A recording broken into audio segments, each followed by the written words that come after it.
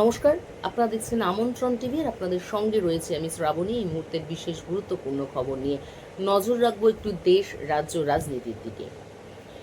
পরীক্ষায় বসুন, বার্তা মুখ্যমন্ত্রীর। 30শে মে বিজ্ঞাপন। অনলাইন আবেদন 16ই জুন, আবেদনের শেষ তারিখ 14ই জুলাই। প্যানেল প্রকাশ হবে 15ই নভেম্বর এবং কাউন্সেলিং 20শে নভেম্বর। এই যে মুখ্যমন্ত্রী মমতা বন্দ্যোপাধ্যায়ের যে বার্তা, পরীক্ষায় বসুন, তিনি সেখানে কিন্তু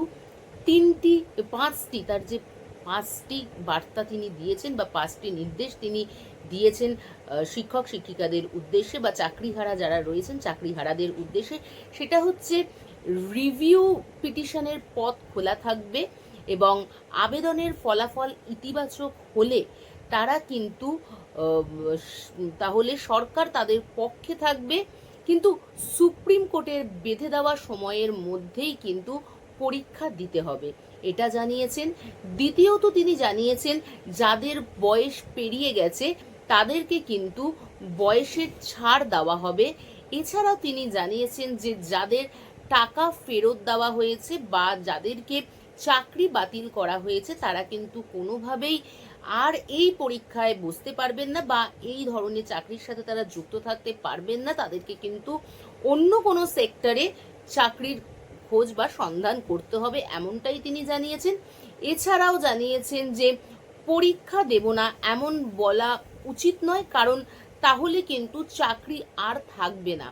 এটা কিন্তু রাজ্য সরকার বা সরকারের তরফ থেকে বলা হয়নি, এটা কিন্তু বলা হয়েছে কিছু স্বার্থপর মানুষ যে তালিকা প্রকাশ করেছে সেই তালিকা অনুযায়ী।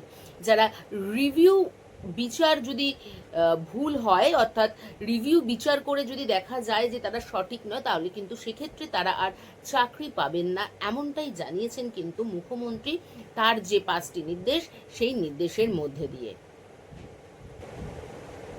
মাথায় বাজ শিক্ষক শিক্ষিকাদের, নানা প্রশ্ন বিরোধীদেরও।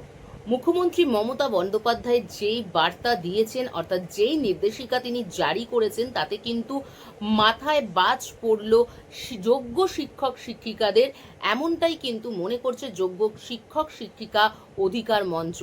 তার এই বার্তা, অর্থাৎ মুখ্যমন্ত্রী মমতা বন্দ্যোপাধ্যায়ের এই বার্তায় কিন্তু সরব হয়েছে বিরোধীরাও। সিভিক চাকরি থেকে অব্যাহতি। কৃষ্ণেন্দু দাসের মৃত্যুর ঘটনায় যে অভিযুক্ত ছিলেন সিভিক শুভঙ্কর দীক্ষিত, তার বিরুদ্ধে যে মামলা দায়ের করা হয়েছিল থানাতে, সেই অনুযায়ী কিন্তু নির্দেশনা এটাই দেওয়া হয়েছে যে তার কিন্তু তিনি যতদিন তার বিরুদ্ধে এই মামলা চলবে তিনি কিন্তু কাজে যোগদান করতে পারবেন না, অর্থাৎ তিনি আর কাজ করতে পারবেন না এবং কাজ না করার দরুন তিনি কিন্তু সেই সময় মানে যতদিন মামলা চলবে ততদিন তাকে তো কাজে বহাল করা হবেই না, তার পাশাপাশি কিন্তু তিনি কাজের বেতন হিসাবে যেই পারিশ্রমিক পেতেন তিনি সেই বেতনটিও কিন্তু তাকে দেওয়া হবে না, এমনটাই জানানো হয়েছে পুলিশের তরফ থেকে। আর্জি খারিজ করল সুপ্রিম কোর্ট। প্রাথমিক শিক্ষক নিয়োগের যে 2020 সালের প্যানেল, সেই প্যানেল থেকে আর কোনো নিয়োগ হবে না, এমনটাই কিন্তু গত বছর মে মাসে রায় দিয়েছিল সুপ্রিম কোর্ট এবং সেই রায়ের পুনর্নির্বাচন বা পুনর্বিবেচনা করার যে আর্জি জানানো হয়েছিল সেই আর্জিটিও কিন্তু খারিজ করে দিল সুপ্রিম কোর্ট। পঞ্চম প্রজন্মের যুদ্ধবিমান নির্মাণের ছাড়পত্র দিল ভারত সরকার, অর্থাৎ অপারেশন সিন্দুরের পরে আকাশ পথেও যাতে বায়ুসেনারা যাতে ভালোভাবে কাজ করতে পারে, অর্থাৎ সুরক্ষিত রাখতে পারে দেশকে, তার জন্যই কিন্তু এই ব্যবস্থা মজবুত করার জন্য অ্যাডভান্স মিডিয়াম কমব্যাট এয়ারক্রাফট মডেলে পরিকল্পনা ছাড়পত্র দিল কিন্তু প্রতিরক্ষা মন্ত্রী রাজনাথ সিং।